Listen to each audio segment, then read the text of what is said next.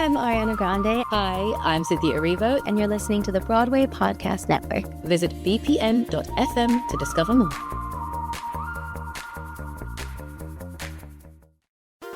There's a cat over here. There's a cat over there.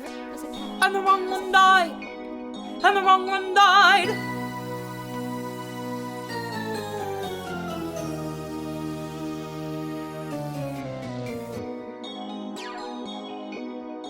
Welcome to The Wrong Cat Died, the podcast breakdown of the catastrophe. I'm your host, Mike Abrams, and today we have another amazing guest.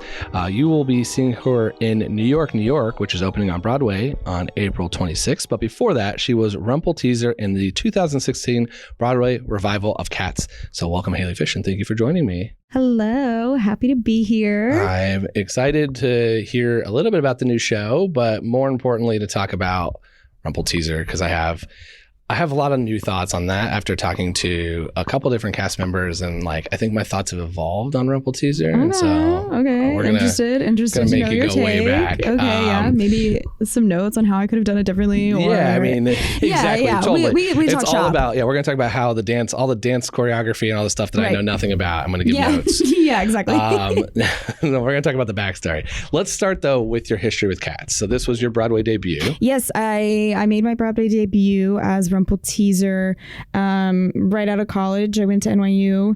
I grew up watching what year was it? 1998. Okay, yeah, the 1998 movie. I can't remember the first time I saw it, but I definitely saw it more than once. And then when I was, I think, maybe in 6th or 7th grade, I went to an art school. I'm from Kentucky. I'm from Lexington, Kentucky. I went to an art school and I was a dance major.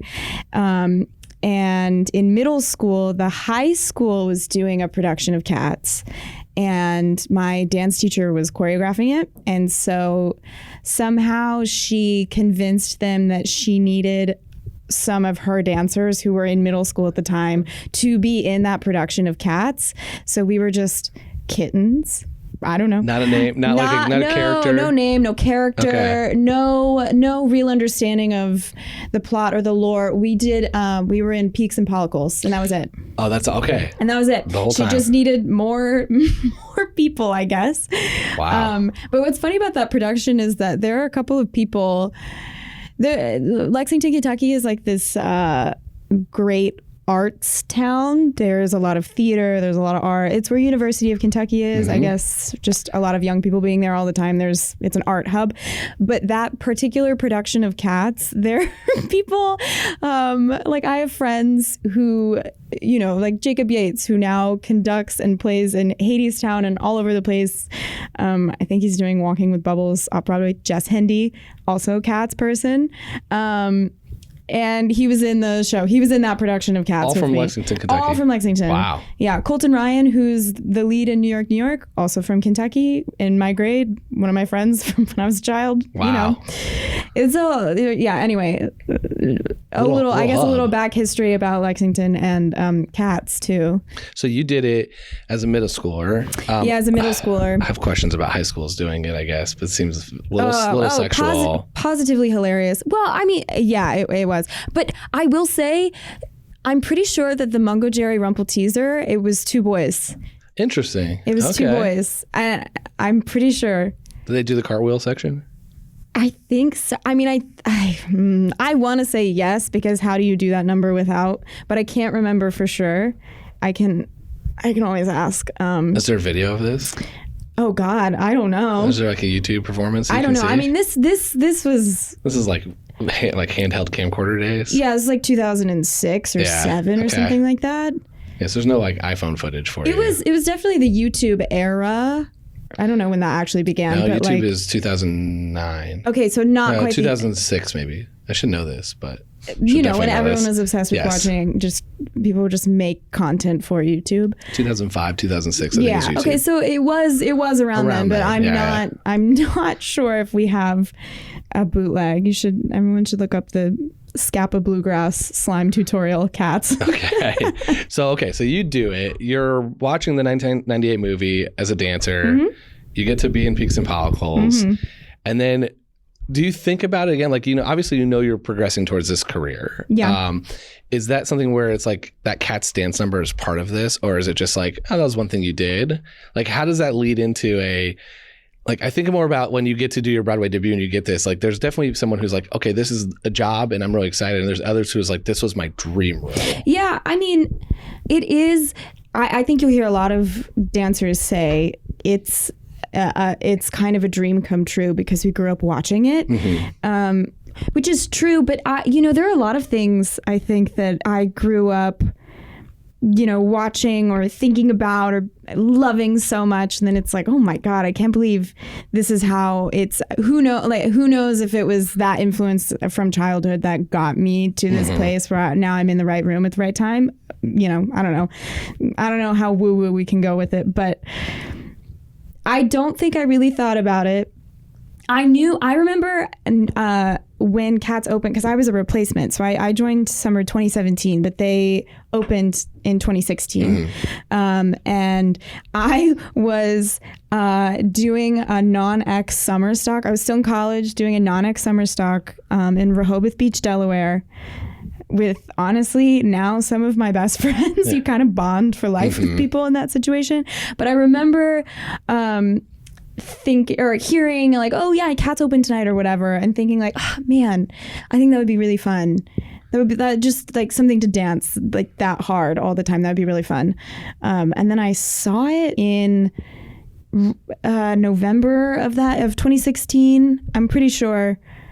Yeah, because my journey to getting to making my Broadway debut is kind of wild. I was in college. I went to school at NYU, so I was here in town, and they post the auditions that are going to happen on Playbill.com, and it was my friend Melody, who eventually ended up doing the tour as well, was like, hey, they're having their big 6-month casting call for CATS.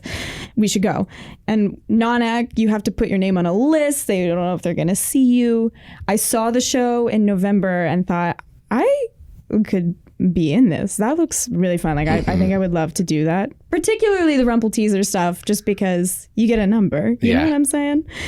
And I auditioned, and it was like a full week of callbacks, and Andy really loves a boot camp style, felt like summer camp. You just kept coming back the next day with all your new friends that you'd been there with. But it wasn't for anything. They were like, we'll put you in a file. We don't have any tracks opening up. And then 4 or 5 months later, I got called in for Victoria, and my friend Claire booked it from that. But, Claire and I were on the stage at the Neil Simon partnering for like the very, very last like bit of callback for that, which was insane. I was in a Broadway house. I was like, how did I get here? Learning partnering and stuff on the stage, on the raked stage at the Neil Simon. And then a month later, they called me back in for Rumpleteazer stuff, which was, throughout that whole callback process, was my favorite thing that I had done so far. And it was so nerve-wracking. Yeah. Because I wasn't nervous through any of it, but when it came to that final callback of Rumpleteazer, I was like, I just want it so bad. It's so fun. I want to do this so bad.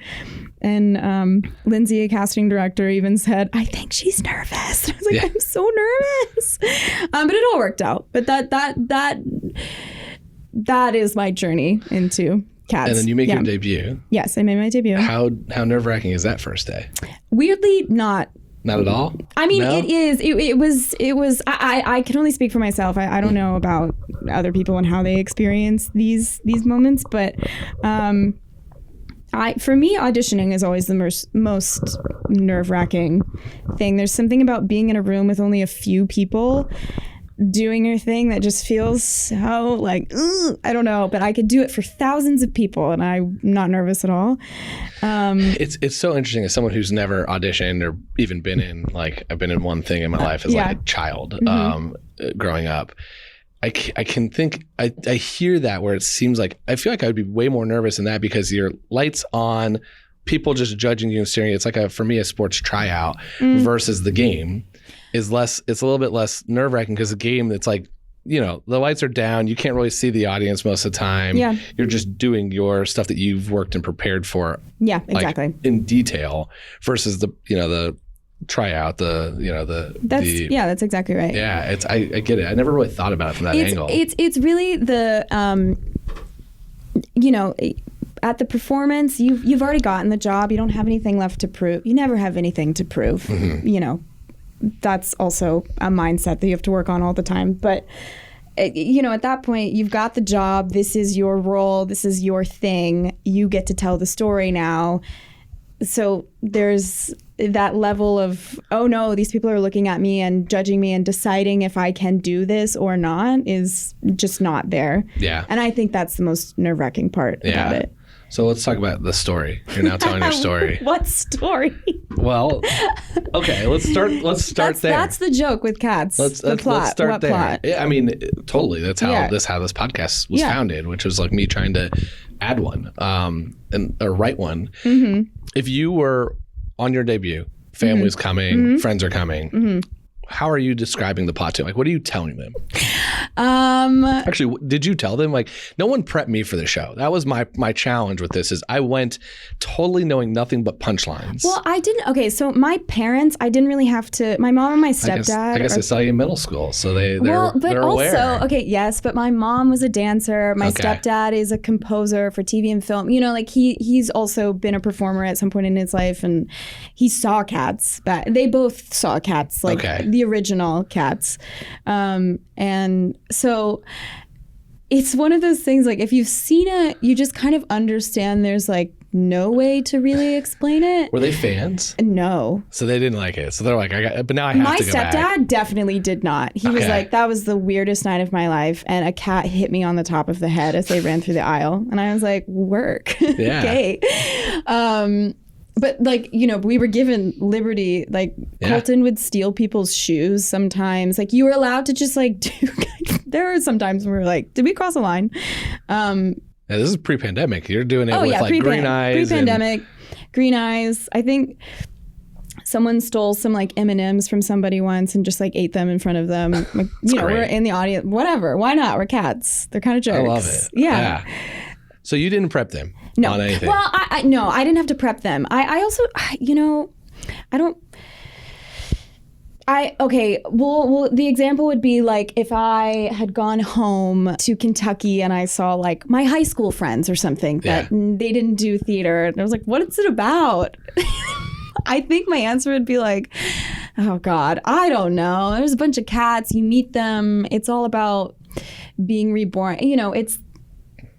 Never mind. I teach the Jellicle ball to like kids in dance class, and this is how I explain it. Where I'm like, we've come together in this one special night. There's a full moon. Call it the Jellicle moon, and we've all met to decide who gets to be reborn into their new life, and then you just spend the rest of the night meeting every candidate in their song. So you don't tell the dance students that it's an orgy.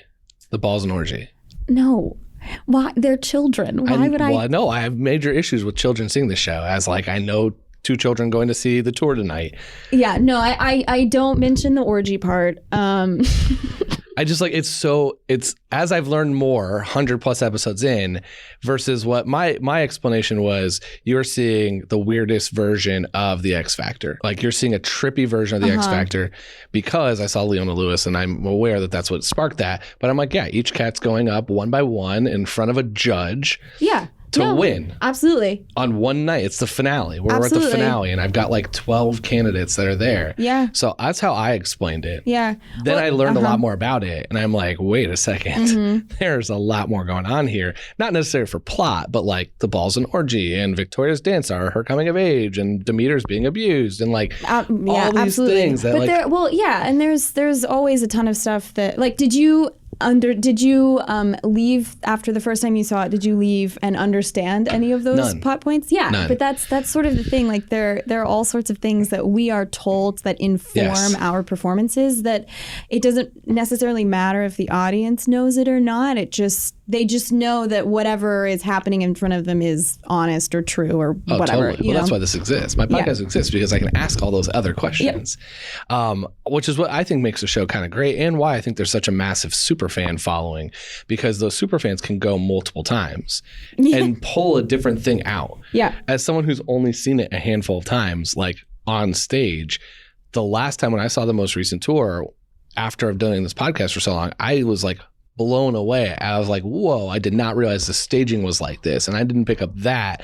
Now I know too much. It's like almost dangerous. It's like I went too far. Mm-hmm. I went too far on the other side that now I know too much to also then be confused again. Mm-hmm. But I do think like the average fan walks out and says, that was some really cool dancing. That was some really great singing. Yeah. A little weird. Yeah, no, you can't deny the talent that you see on stage. I mean, it is truly, I'm glad it was my first Broadway show, because I was like, and this is just how hard Broadway is. This is what it takes. 8 shows a week, absolutely killing yourself up there, 2.5 hours straight of dancing. And I'm glad I was only 22, because that's not what it's like. Yeah. It is never that hard. That is like probably the hardest thing I'll ever do in my life. I loved it. I absolutely loved it. It's really rare that as a female dancer, and Rumpleteazer is like pretty tomboyish, so she danced with the boys a lot. It's rare, if like almost doesn't exist other than in this show, that a girl would be dancing like with the boys and doing all the jumps and the turns, and I love that. I love doing that. But I'm also a showgirl who wears heels and does kick lines and cutesy little tap numbers now too. But, the part with Rumpleteazer, because when I first saw the show, that was pretty much the one thing I remembered like deeply, was that number. It's a good number. I also figured out part of that's probably why is the show is very overwhelming on stage a lot of the time, and your number is like one of the only times during the whole show where it's like it's just you two. I know. And so it's like you get the spotlight, the focus, but also as an audience member, it's like I didn't know anything about the twins before this podcast. Okay. And then I was like, wow, I did not realize the twins turn first. And the twins do all this stuff and all those things. And it is so fascinating to like see that. But for you all, it's like you got your song, you're singing your name over and over again. Everything is everybody's looking at you in that moment. So I would also say I feel like the narrative is pretty clear at that point. You're like, we get it. They steal stuff. Yeah, cool. Yeah. But and it's also like it's kind of a little kitschy of like fun and like they pull some parts through that. It's also toward the beginning of the first act when maybe your brain hasn't smoothed over yet. That's true. So there are lots of things working in our favor. That is true, and I think I mean it's such a fun number too. And it is. It's the one that was stuck in my head for weeks after the show, and still like when I saw the show again, the one that I was singing after, which is I think kind of strange because I think most people would be memory. And I'm like, nope, Mungle Jerry Rumpleteazer. For me, it's Busta for Jones. I'm just kidding. Well, I was going to say. Okay. The reason it's Busta for Jones, that's when I was making a quick change into we have like a little costume change before Mungo Rump. And that's the only time that I'm not on stage, that we are not on stage. And so I went and I saw my friend Melody in the tour, and I hadn't heard the music, seen any of the shows since our closing night. And I had done it for so long, it's like I started to get nervous during it was like Pavlovian. I heard Busta for Jones and I was like sweating in the audience. I was like, here it comes, because our number's next. Yeah. So maybe that's why Busta for Jones. It's also, I mean, I love that number. It's cute. That you, I think, are in the minority of that. It's just silly. I don't know. I mean, Skimbleshank's obviously a bop, but. Yeah. Busta for Jones is currently it's cut from the Royal Caribbean 90-minute version and is generally one of the I think that cat is up there in least favorite when I ask favorite and least favorite. Yeah, because it's just about the movie also didn't do it justice either. Did they do it in the movie? It's James Corden. Yeah, that's right. Okay, that's what I thought. Yeah, they did a version of it. I enjoyed Busta for Jones only in the sense that I think I just misread this, but it says like the whole thing is about how he goes to gentlemen's clubs, which I think in London is a different term than it means in the United States. Yeah, not like those kind of clubs, so but that like was a fancy, how I interpreted you have to be a member the kind of a American club. version of that, and I was like, that just makes this character way funnier. And so I was like, there's a crime mob. There's a dystopian version of Cats that I don't think they would ever let anyone make because the production is under like lock and key. It has to be done a certain way every single time. I have thoughts. I have a lot of ways to write Cats too. Yeah. And there's been parodies for sure. I've seen, there's one here recently, right before the pandemic. There was one, I think, and actually I think right after. I didn't get to see either of them, but I heard they were fantastic. But they had to stay away from it because of the amount that they're allowed to do with what's allowed. Yeah. Okay, I want to talk about Rumpleteazer's plot. What's her backstory? Her backstory? I mean, okay, to be fair to myself, it's been a minute since I thought about this. No, this doesn't leave you. I know, Kat, this is still somewhere deep down in your brain. Yeah, I mean, yeah, okay, so her plot, her backstory, I don't know. She's just a troublemaker. I mean, she's definitely a tomboy. She is like really crushing hard on Mungo, which some people are like, you guys are siblings, and I'm like, no. Okay, so let me ask you I'll ask you some of the questions then. So not siblings. The trying to date. Are you together or is it a crush? Crush, definitely. Okay, so you haven't started dating. It's more of like you're a friendship that you hope progresses. Yeah, at least that's my version of it. Yeah. Is my version of it. But that's the thing. It's like they give you your 3 words, and I was also a replacement. Mm-hmm. So I learned the whole show in 2.5 weeks, and then I had my put in, and then I made my Broadway debut. Psychotic, I know. But, I didn't have the full 5-6 week rehearsal process, 2-week boot camp of crawling around on the floor character development. As a replacement, there's already kind of like a blueprint for you to step into, and then you make it your own. But that's my version. That's the version that was like very potent to me. So I think do you see any parent figures from the other cats for you, or either you or Mungo? I feel like it's like Jellicle, because you look at like the color and the markings on the different cats, and like Jelly's an orange tabby, or no, oh god, you might have to cut this part out because I'm like, I don't remember. I don't know. I mean, you tell me. What are some of the theories of parentage for these? The one that the current tour is going around. So Brian and Taryn, who played Mungo and Rump, I actually love this. I hadn't thought about it, but they're basically playing that Mungo is Jenny's son, Jenny Annie-Dot's, yes, Jenny Annie-Dot's son, and that Rumpleteazer's trying to basically win over her, like the mom's approval, so that they can be together. That's cute. I was like, that's fun, right? I hadn't thought about it from that angle, and I really like that.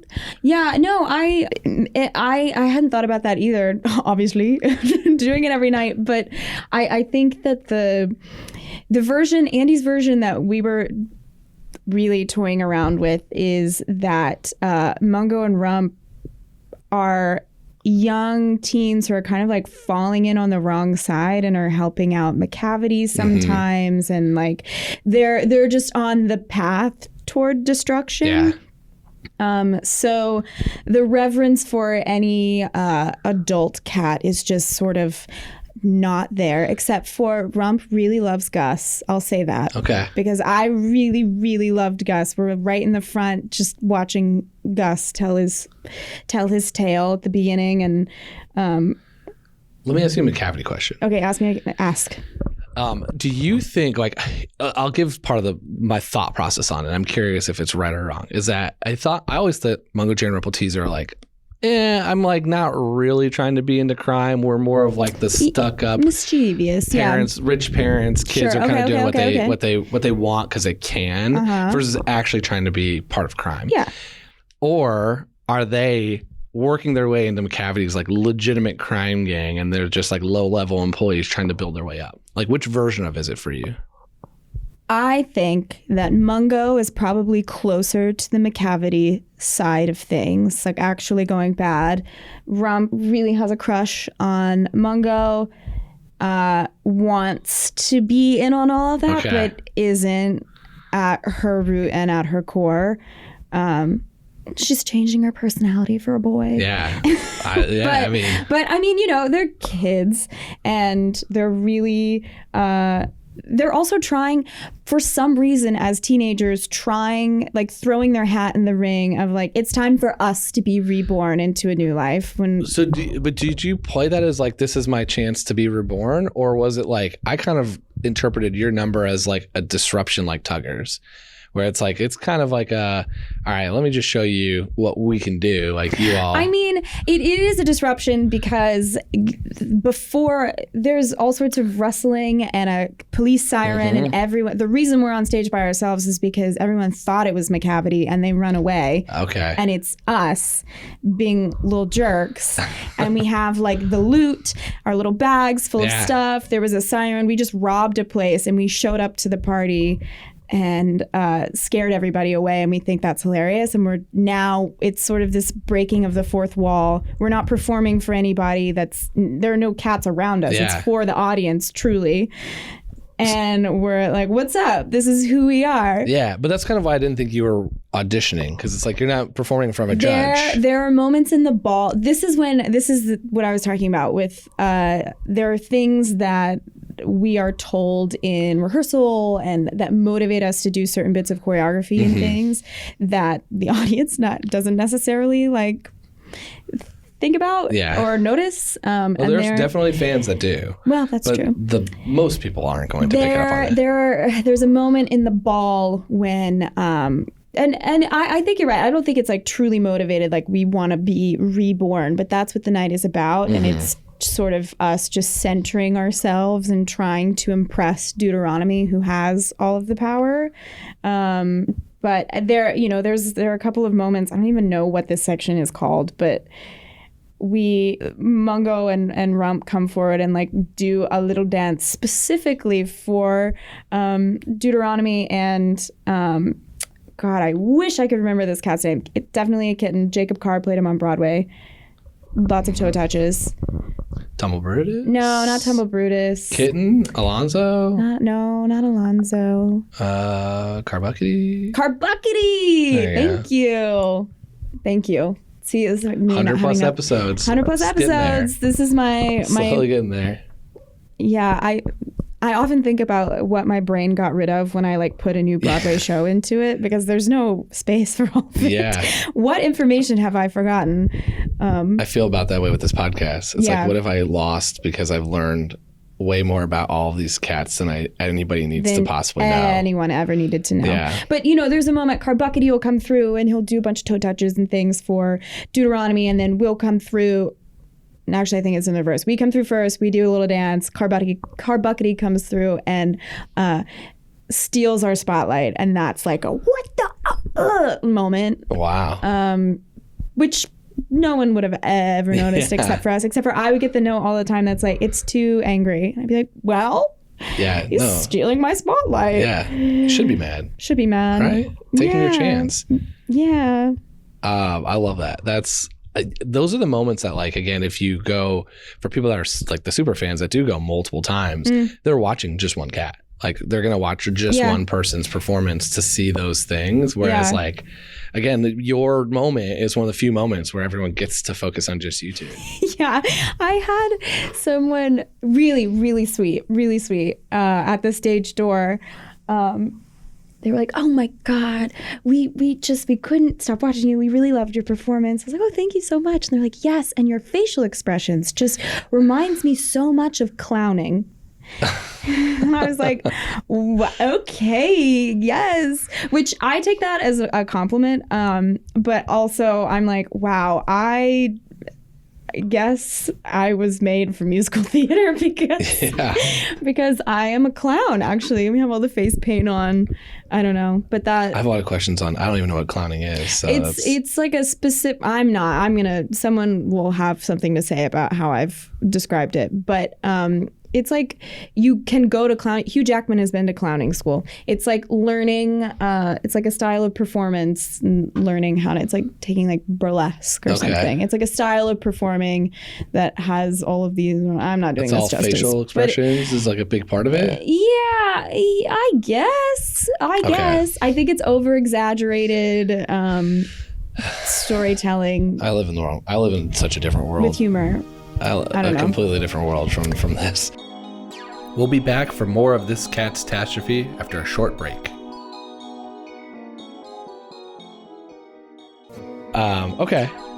Let's hard pivot from clowning. Hard pivot from clowning to New York. I want to hear. I know you're in the. It hasn't opened yet. Like when we're recording this, you're early on. Like, what is for everyone who's in the city going to be able to come to see? Like, what can they expect from this show? It's going to be the best thing you see all year. Oh, love it. Yeah, I'm honestly welling up with tears every day in rehearsal because it's so special. It's a love letter to New York. It really is. It feels it's the new classic. It's not a revival, but the time period, it's in the 40s, late 40s after World War II, and it feels like the golden age of Broadway. But we're making it now, and so the things, it's really special, and it's all about the city, and I don't want to give too much away because it's brand new. Totally. So how much, because there's obviously the movie. Yes. How much of the, like, for someone that sees the movie, it's new. It's not just the movie. Like, how much are they going to recognize versus how much is going to be like net new? Like, should somebody see the movie first, or is it going to be? Does it even matter? I'll be honest. I have not seen the movie. Me neither. It's actually really hard to find. I tried to watch it before rehearsal started, and it's really hard to find. It didn't exist anywhere. I didn't even know where to find it to purchase it to watch. Yeah. Do you know what I mean? I don't think it streams. I think it's like a physical. Yeah, go get a DVD and then find a DVD player. I don't even know if it's that advanced. Yeah.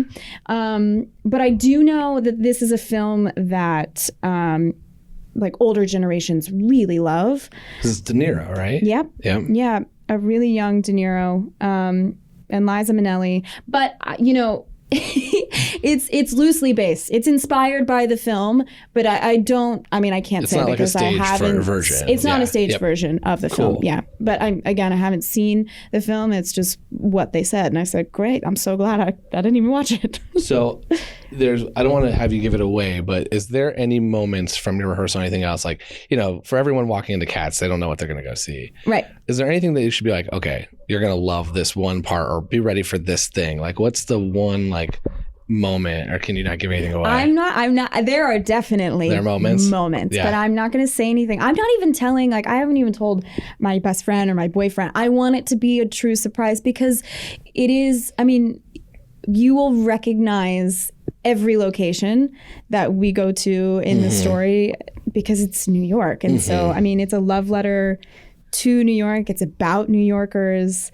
It's just like it. I personally think this is one of the greatest places in the world. And we certainly think that in the show. And I don't know.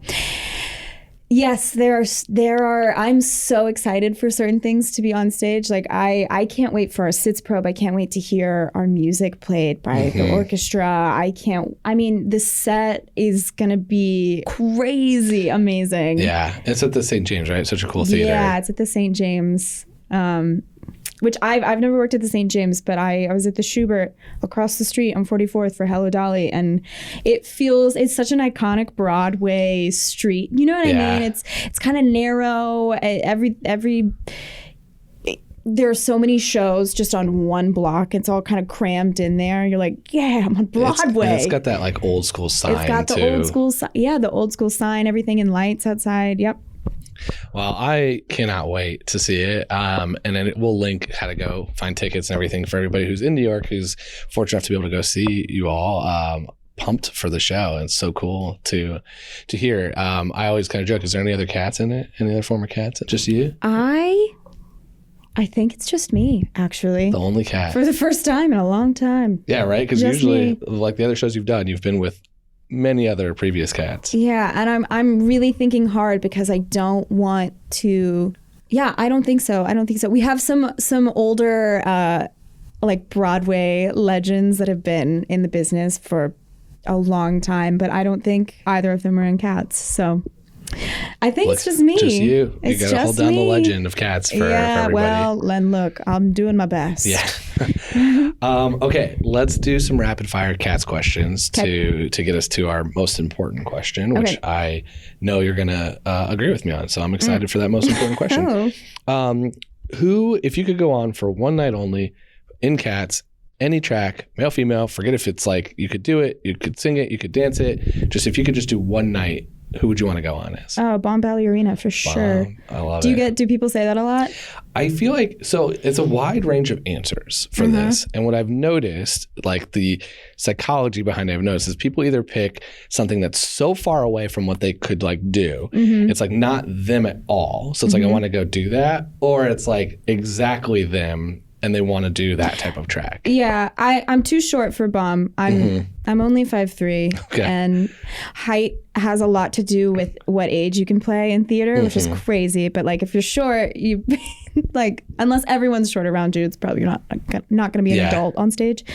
But Bomb, it would just because it would be fun to dance and sing and like do all of that. Yeah. Her and Tug are two very common answers. Honestly, no. I would, if it was a male track, I would pick Skimbleshanks. Skimbleshanks? Yeah. I mean, fun number. Bop. Absolute bop. Yeah. Best number in Act 2. I think I agree. I'm trying to think of what else is in there. It's Gus. Memory. I mean, everyone's very well aware of that. Like, Memory's great. There's no doubt. It's iconic. Outside of. But it's. Skimble's a bop. I agree. Okay, who are your favorite and least favorite CATS?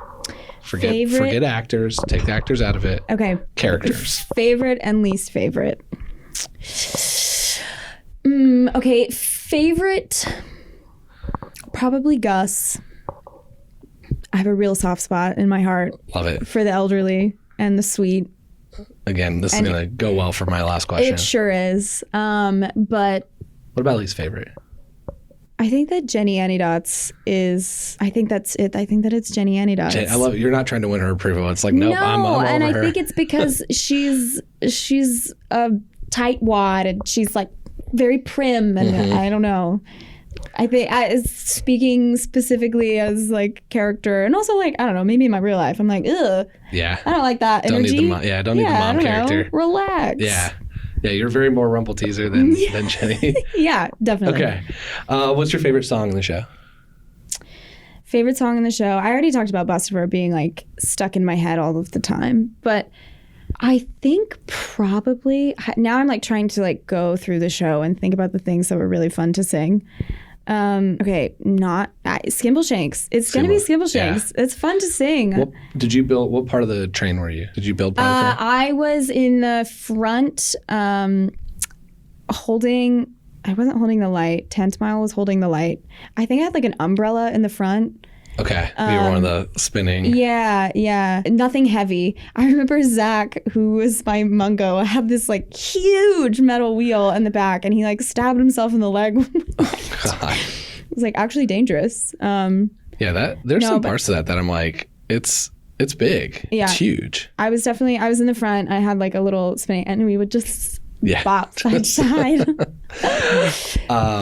Okay, my fun question would be, which cat, since you're going to be doing a New York love letter here in New York, which cat do you think would be the best New Yorker? Oh, nice. Are we talking like the I'm walking here New Yorker or however you want to interpret it? I've thought a lot about this and I have like a bunch of different answers depending on how you interpret it. Okay. Well, first and foremost, I think that Rump would be a great New Yorker because she wouldn't take crap from anybody. I think that I agree with that. I think that Jelly Lauren would be the good like new girl in town type energy. But obviously she's older in the show in CATS, but like she, you know what I mean? She's got that like very sweet from a cornfield somewhere moved to New York City energy. Who else? Tugger would be a really great New Yorker and like work the the drag scene. I think I placed a lot of these people in different parts of the city, which was Yeah, Tucker lives in Chelsea. Tucker's in Chelsea, West Village area, Greenwich area. Yeah. I have Gus somewhere on the Upper East, just Upper like East? maybe You Upper West. You don't think he's on one of those two sides of town where because he's a theater cat. I think he's an Upper West okay, sider. so but I knew he was north. Upper East to me is very old, More but Bustifer. also very moneyed. Yeah, that's Bustifer Okay, Jones. so Bustifer's east. Gus is Gus west. is west. I think Grizz lives like on St. Mark's. Yeah. Yep. Grizz is definitely a New Yorker, but this is like she's in a part of New York. For like too long. Yeah. She's been here. Exactly. She pays $30 in rent every month. We're stabilized. Rent stabilized she's been for so long. stabilized since God knows how long. I think Skimble is the one I don't think can be in New York because the MTA doesn't work. So I don't think that he could be here. He's a commuter. Yeah. But I think you could have Mustopheles has got to be somewhere in. Okay, can I take my answer back about favorite song? It's Misto. And also a part that I would want to play is also Misto. That was my I had a crush on the 1998 Mistopheles from the movie, which Jacob is Brandt? Yes. Yeah, big crush. But like specifically on the character Mistopheles, which I don't know what that says about me, and maybe I should go to therapy, but we're not going to get into what cats and therapy could lead to. There's a lot there. Just, I don't know. Anyway, okay, sorry. So, I have Jacob multiple Brandt. answers because I got we can keep placing them. I think Bomb and Demeter and Bomb are definitely in the city somewhere. They're probably living together in. I'm trying to think. There's like an Alonzo. Like some of the kittens I think are over in Murray Hill. Yeah, the kittens are definitely in Murray Hill. That's good. They're like with and then the yuppies. I'm trying to think who else. I did spend way more time thinking about this when I wrote it down. Who am I missing? Mungo Rump would be like on the Lower East Side. They're like cool kids. Yeah.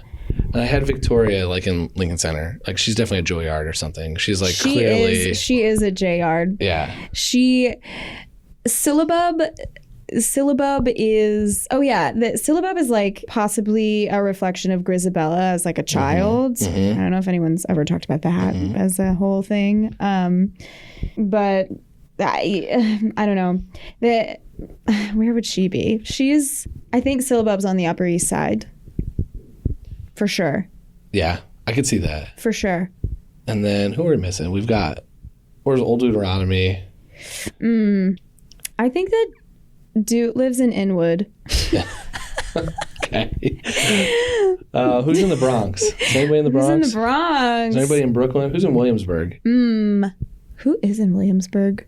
Probably like Carbuckety and Tumble Brutus. Yeah. And like more of the teens are in like trendy Brooklyn. Yeah. I feel like the twins are in like Long Island City. Yeah, I can see them in Long Island or City. like Hoboken. They're like on the other side. They're kind of like in their own. Honestly, because they're psychic and they can see the future, they're in the neighborhood that no one thinks to move to that's yet. right. But it's on the come up, and they just know that. They've already bought. They're gonna sell soon. Yeah, exactly. Buy the next one. Yeah. Okay, yeah. I got it. All right, let's get to the main question. Okay. I've argued I don't think Grisabella is the right Jellicle choice. So who are you going to argue for? And let's hear the reason why you're sending that person up. I think it kind of goes without question that it's Gus. And if you've ever listened to his song or watched Christopher Gurr, or honestly any sweet old man like sing this song with a little palsy, why would you not choose Gus? Gus has been around and he's sweet, and I obviously have such a soft spot for older folks, but I don't know. I obviously I understand the story of redemption and why we choose Grisabella and why Victoria is the pure white, like she's like the representation of purity, and also, you know, her whole journey of loss of innocence on stage, whatever. I understand why we picked Grizz, but personally, I would have picked Gus. I love that. It's like I get it, blah, blah, blah, but this is my choice. The message totally is with probably you. stronger with Grisabella. I think it depends on how you interpret the heavyset layer as well, because... Okay, are you about to tell me that, like, it's like what are you about to say? the message is clear in the sense of like the redemption story. And like, again, I'm going to go back to my X Factor. Her pre-song package is going to be great because you're going to get the whole like, look at how hard my life was, and then let me sing my memory song, and like I have a compelling final performance at the end of the show before everyone opens up voting. So I get that, but I also like, to me it wasn't a like necessarily reborn. It also felt like Old Deuteronomy is like you're killing one of them. So I'm like, if you take the reborn part, I was like, which cat are we going to murder? And my thing is like, make her next year's choice. Let her spend some time with her family. You get the whole redemption story, but then it's like, hey, I'm going to redeem myself. I'm going to bring you back in. We're going to accept you. And then it's just like, and bye. Versus being like, we're going to redeem. I'm going to accept you. Spend a year. Go to some birthday parties. Yeah. Hang out with your kittens and your children that I'm sure are part of the tribe. Yeah. And then go next year. Yeah. There are also, the whisperings of like Silbub is. Yeah, or Victoria potentially. And Victoria's her child, like. It's like high and by. That's my part that I'm like, I can buy the story arc, but why does she need to go right away? It is a valid point and a good question. I in my mind though, I always was taking it as like, no, they will be reborn into their next life. So it's like they are shedding this. But then you're going to lose your mom and get like Baby Grace, which sings the opening number. Like you're going to get a child version of your mother. Like this seems like, again, like you're getting I don't know. I mean, the whole thing is like kind of an acid trip the whole time. I mean, so totally. Like, I don't think we can place such practical rules. No, that's what I've been trying to do. I've been trying to put plot and story and like very thoughtful moments to a very show that doesn't do that. High concept art. So with random plot points in there. Very much so. It's weird to me. The biggest part of learning from this podcast is the things that everyone accepts as fact in this show are some very strange things. Yeah. I'm like, how is that? Like, we don't know this part of the plot. This is up for interpretation, but everyone is for sure that Demeter's being abused. I'm like, that's the one sort, like, everybody's positive of it. So it seems like a little strange that we've just accepted certain parts of it. And sometimes I'm like, really, that's the part we're going to accept? Like, not a whole arc of a story or what's happening here, or is this relationship here? It's like, nope, we're going to accept that part. Yeah, but I think that a lot of that has to do with the physicality of the characters and how, you know what I mean? Demeter is very like nervous and skittish, and it's like our whole, and you're like, oh yeah, no, I get that's okay. No, I understand. I totally get it. It's just from someone who analyzes this purely from the plot story, from the writing, versus the like, I've met fans who are like, oh my God, but that choreography, did you see that number? I'm like, yeah, I don't know what that means. Like, I mean, I saw it. It was, but what did it make you feel when you saw it? That's kind of like the dealings with when you start looking at dance heavy pieces, because it's such a like the highest form of expression, the most abstract form of expression.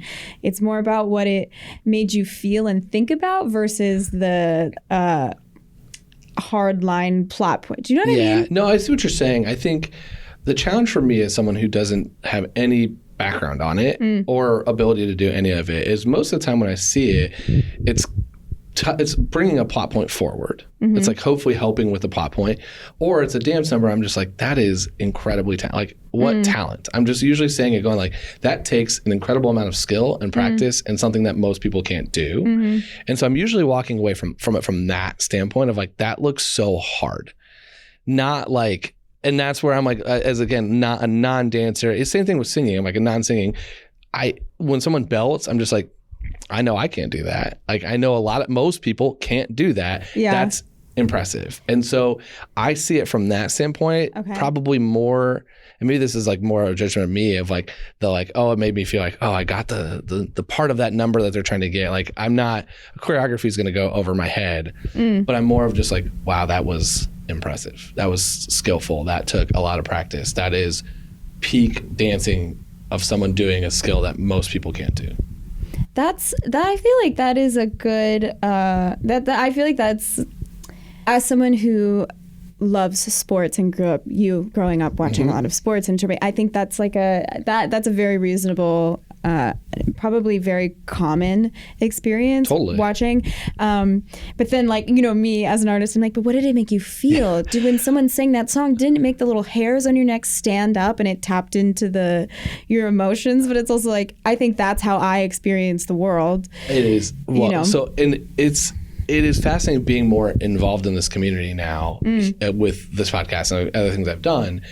Is like I have friends who are theater people, and we're either performers, former performers, like or just like very into it. Performer.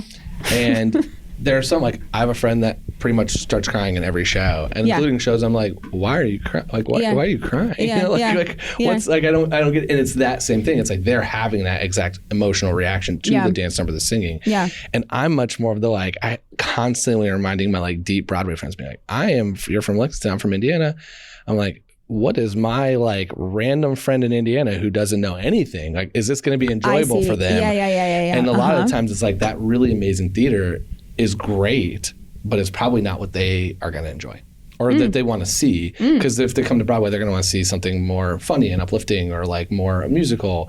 It's Come not that see New York, New York. It's the show for you. Perfect. I mean, it's going to be on that list. There are other things that are right now where I'm like, I've seen some really well done, dramatic, thoughtful, heavy theaters play, and I'm like, I don't think I should send my friend to that. You know, like you know, you're not going to be like Leopoldstadt. Go see that. That was the one new Tom recently. Stoppard. Yeah, it's amazing, but heavy and heavy. So I think that there is a little bit of the like, I go in, even with CATS, like I go in being like, I can't do it. Like you're saying, 2.5 hours nonstop dancing the whole time. The first time I saw it, I said, that is an athletic feat. Yes. Beyond belief. And I didn't know about the rake stage at the time or any of this stuff. I just was like, I was exhausted watching you all. Yeah. And that is to me like a talent, a skill of like at the top level of the profession. And I kept going like, that's like going to a Rangers game or a Knicks game. I'm like, you're watching the best of the best do what they're doing in something that like, I could go try to dance CATS. I could go try to play a basketball game or a hockey game, but I can't do it at that speed, at that skill, at that level. Right. And that's kind of where when I walked out of the show, I felt more of that. Yeah. Than it was like, oh my God, the turns, how technical or like. I wonder too, did that help or hurt the very loose plot that existed? Because maybe if there was a stronger plot, we'd be like, oh, okay, yeah, no, obviously they're working so hard, but for this very obvious purpose. I don't know. Now I'm like, is there such a thing as too much dancing in a show?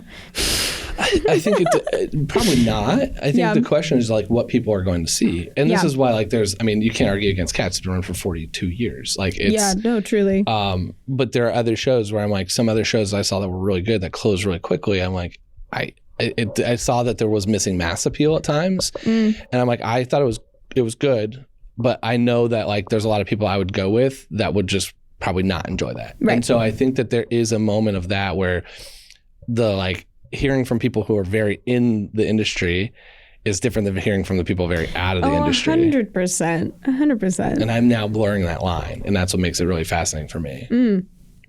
So anyways, that's a huge tangent. I will say I did see a very heavy dance show that you were also in that I was very moved by in the sense of like, wow, that is, again, same thing. I was like, this is incredible dancing.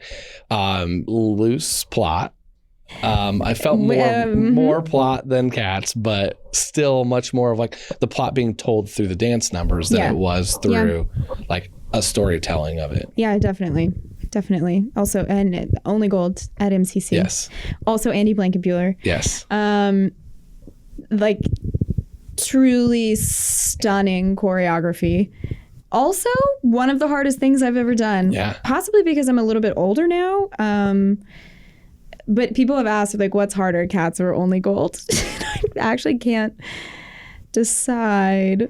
Only Gold was really tough. It was just nonstop. We did not leave that stage. And I think, every time you're on the stage, if it's a heavy dance piece, you have to be laser focused on what your intention and your purpose is on stage, because you are yourself at a conceptual level moving the story along in this way. So it has to be really specific. Yeah, I mean, I count myself lucky that I got to be a part of it, but yeah, that was also a crazy dance show. I think part of that is why you probably get, even in the CATS world, you get some like, I didn't get it, or I loved it. And I think some of it is that. And that's where, what I think the beauty of theater is that it doesn't all have to be for everybody. No. And it probably shouldn't be. No, I actually think that's a sign of good art, is if it's pretty polarizing. Some people will love it, some people will hate it. That's it. Yeah. I feel like I'm the least interested in something that everyone's like, yeah, no, it's fine. It's fine. And most people are just like, yeah, it's fine. Like, I don't know. I don't care. I don't care about that. Yeah. I want something that people either love or they hate. That's exciting. Yeah, I mean, there's plenty of that out there right now too. I love it. That's so fun. Well, this has been amazing. I appreciate anybody that doesn't vote Grisabella, so thank you for continuing to help the numbers here. At no shade to Grisabella, Mamie Paris made me cry pretty much every night singing that song. It's really emotional. She was unbelievable. But if we were gonna go another direction, obviously it's Gus. Yeah, I told Mamie that. her performance was almost made me change my mind, but it didn't. At the end of the day, it didn't. But in the end, it didn't. I told her that. I cannot wait to see New York. So we will link to how to go for everybody in New York who can make it, or anybody visiting should go see it. It opens on April 26th. Yes, that's right. How can everyone else stay in touch with you? Social media? Social media. Yeah, follow me on Instagram. I should say this, I just went viral on TikTok. I know, I shared it. I saw it. Yeah, baby. Like, I've never made a TikTok before in my life, but Was it your very first TikTok, right? It was like... No, there were two others, but I wouldn't say that those were actually involved or engaged with what TikTok is interested in or even about.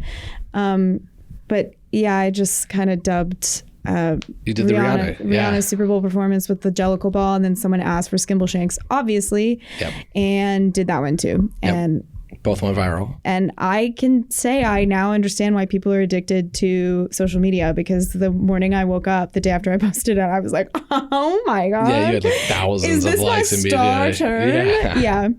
Yeah. So we will link your handles. Everyone can go find the viral TikTok. I also reposted that on TikTok because it's definitely made me laugh. I was like, the minute I saw it, I saw your name too. I was like, wait, was this you? Like, it was. I wasn't sure because I hadn't followed you, hadn't seen, because you hadn't posted much on there before. I basically didn't exist on TikTok. I was just a voyeur. I was just there to watch on TikTok.